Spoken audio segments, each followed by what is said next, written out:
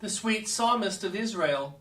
Among all the saints whose lives are recorded in Holy Writ, David possesses an experience of the most striking, varied, and instructive character. In his history, we meet with trials and temptations not to be discovered as a whole in other saints of ancient times, and hence he is all the more suggestive a type of our Lord. David knew the trials of all ranks and conditions of men. Kings have their troubles, and David wore a crown. The peasant has his cares, and David handled a shepherd's crook. The wanderer has many hardships, and David abode in the caves of En-ged. The captain has his own difficulties, and David found the sons of Zeruiah too hard for him. The psalmist was also tried in his friends, his counselor, and Ahithophel forsook him. He that eateth bread with me hath lifted up his heel against me. His worst foes were they of his own household. His children were his greatest affliction. The temptations of poverty and wealth, of honor and reproach, of health and weakness, all tried their power upon him.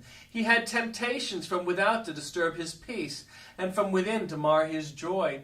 David no sooner escaped from one trial than he fell into another. No sooner emerged from one season of despondency and alarm than he was brought to the lowest depths, and all God's waves and billows rolled over him.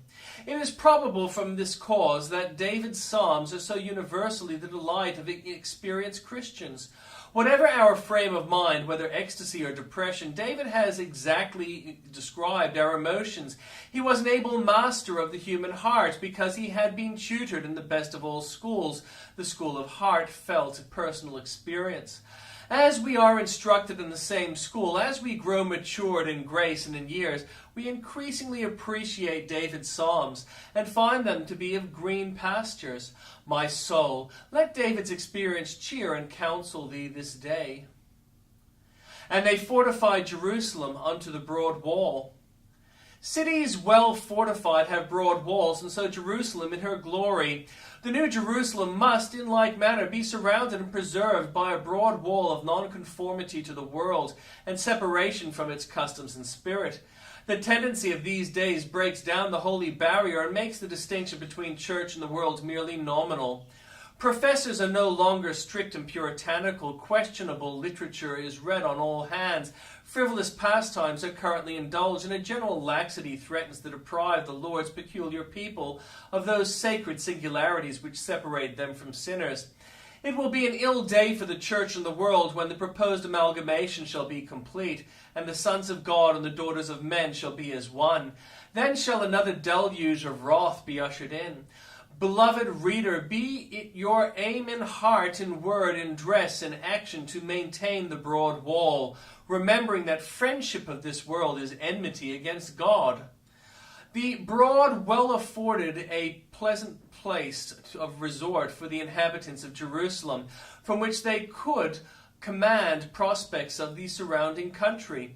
This reminds us of the Lord's exceeding broad commandments, in which we walk at liberty in communion with Jesus, overlooking the scenes of earth and looking out towards the glories of heaven, separated from the world and denying ourselves all ungodliness and fleshly lusts. We are nevertheless not in prison, not restricted within narrow bounds. Nay, we walk at liberty because we keep his precepts. Come, reader, this evening walk with God in his statutes. As friends met friend upon the city wall, so meet thou thy God in the way of holy prayer and meditation. The bulwark of salvation thou hast a right to traverse, for thou art a freeman of the royal burg, a city of the metropolis of the universe.